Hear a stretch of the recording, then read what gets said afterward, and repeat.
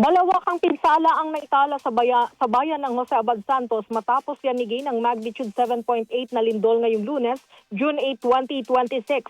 Kabilang sa mga naapektuhan ang mga bahay na gumuho, mga tulay at barangay hall na nasira, mga kalsadang hindi madaanan at mga pagguho ng lupa sa mga bulubunduking lugar.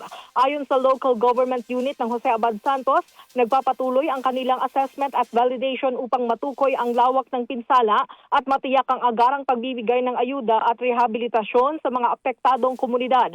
Samantala, tiniyak ni Mayor Jason John Joyce na sasagutin ng lokal na pamahalaan ang gastusin sa gasolina ng mga bangkang maghahatid sa mga pasyenteng kailangang dalhin sa mga ospital sa Kaburan, Oglan dahil sa mga kalsadang nasira at hindi madaanan bunsod ng lindol.